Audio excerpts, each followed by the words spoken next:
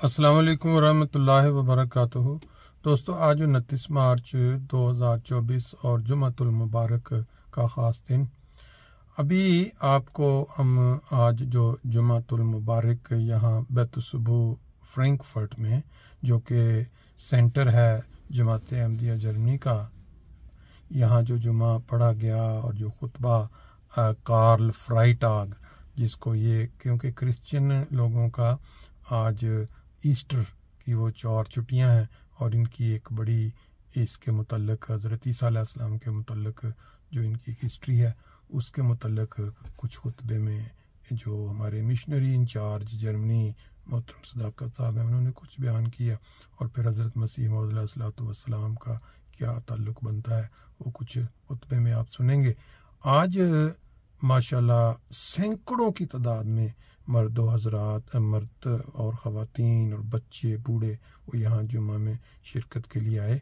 उसके मनाज़र भी आप देखेंगे और फिर आखिर पे आप हज़रत खलीफतुल मसीहुल ख़ामिस का वो हर जुमा के आखिर पे वो जो दुआ की तहरीक होती है फ़लस्तीन के मज़लूम मुसलमानों के लिए, और फिर पाकिस्तान में, यमन में और बाज़ और ममालिक में जो अहमदी हज़रात हैं उनके लिए जो मज़ालिम और जो जुल्म उन पे हो रहा है सिर्फ़ इस वजह से कि उन्होंने वक़्त के इमाम को माना हुआ है।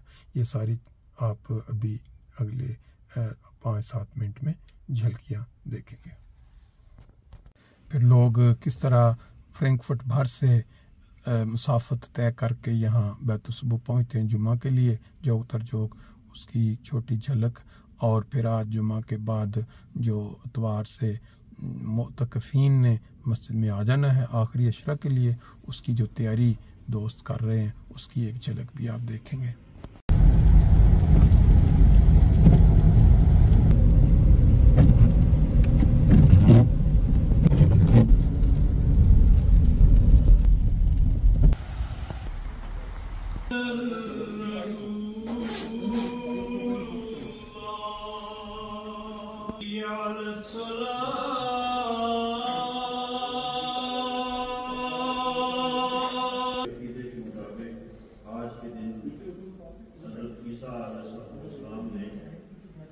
सलीब पे वफात पाके और अपने आप को कुर्बान करके सारे ईसाइयों को उनके गुनाहों से माफ़ी दिला, और क्योंकि ईसा अलैहिस्सलाम ने उनके गुनाहों के लिए कुर्बानी दे दी, और इस वजह से जो ईसाई हैं उनका जो गुनाह था खासतौर पर मामूसी गुनाह वो माफ़ हो गया।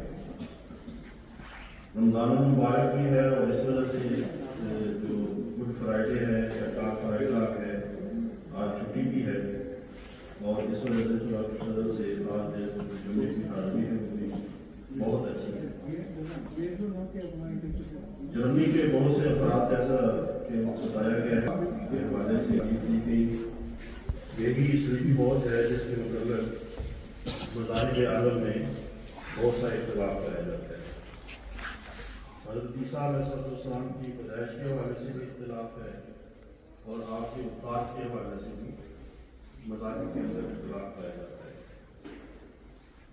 और जो ईसाई है, जैसा मैंने कहा कि ये कहते हैं कि जो इंसानियत है उसकी इस्लाह और नजात के लिए हज़रत ईसा अलैहिस्सलाम तशरीफ़ लाए थे, और आपने सलीब पर वफ़ात पाके जो इंसानियत है और खासतौर पे वो जो ईसा अलैहिस्सलाम को मानते हैं उन्हें निजात अता कर।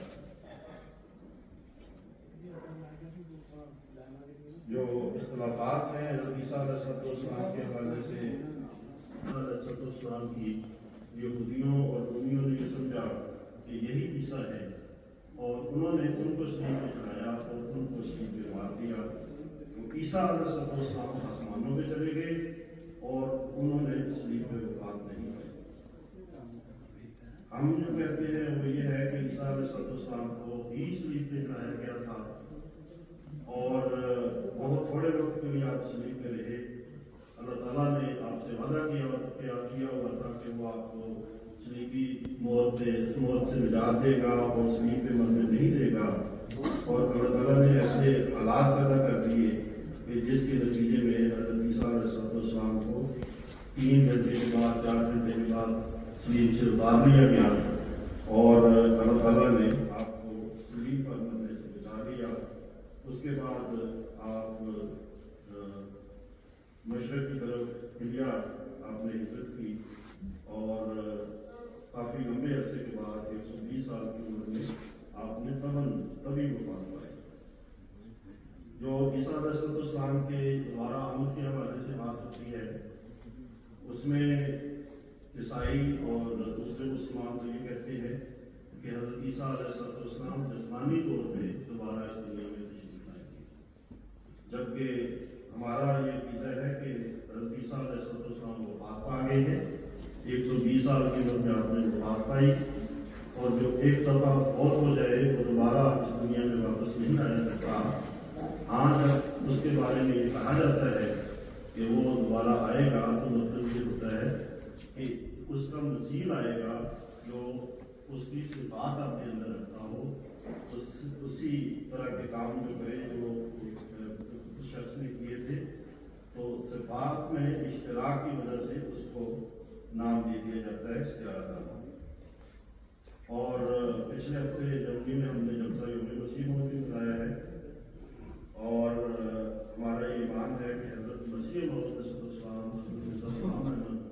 कादियानी अलैहिस्सलाम वही मसीह है और वही ईसा है जिनके बारे में हज़रत सल्लल्लाहु अलैहि वसल्लम ने पेशगोई की थी कि आप दोबारा इस दुनिया में आप तशरीफ लाएंगे और ईसाई और दूसरे लोग जो है जिनका इंतजार कर रहे हैं।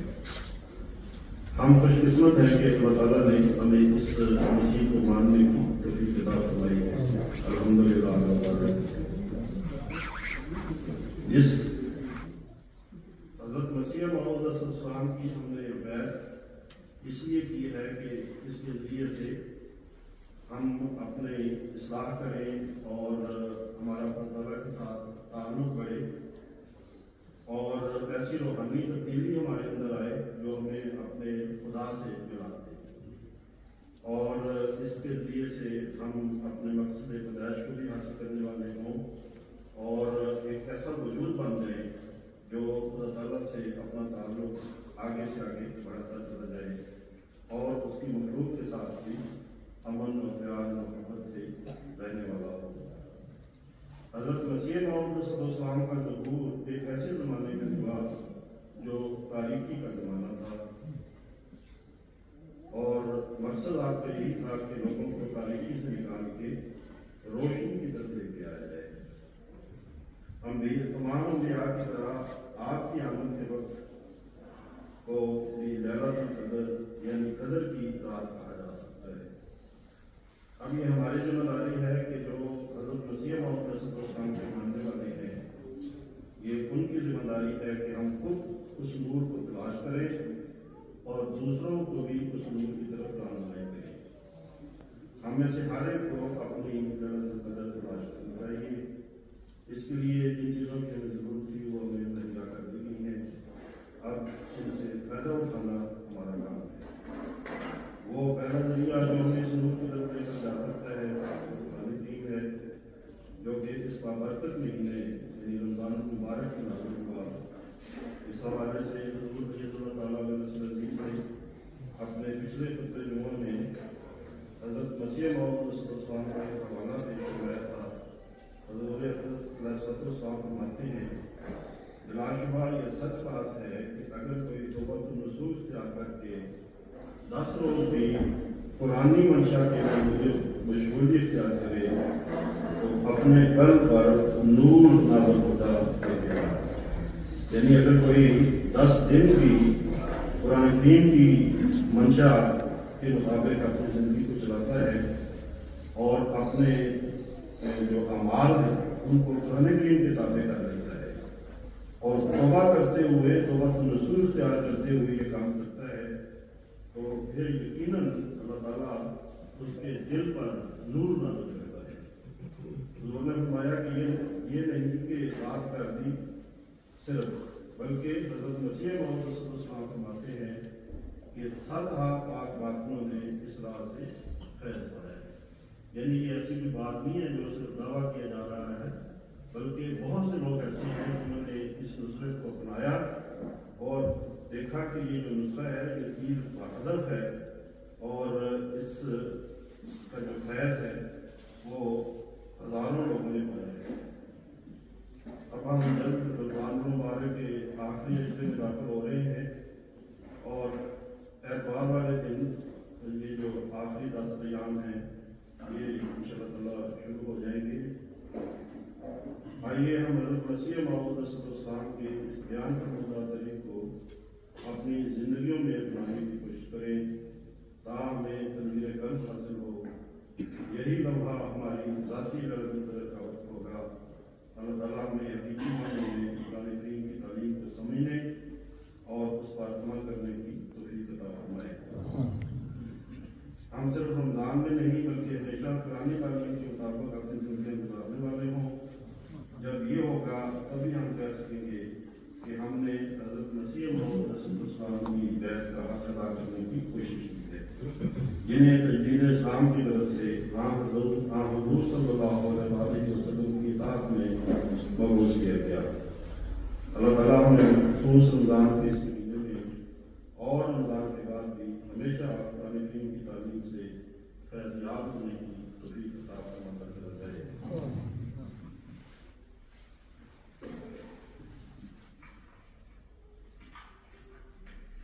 یہ ہے تعلیم اس طرح جنت میں مسلموں اور خدا کے رات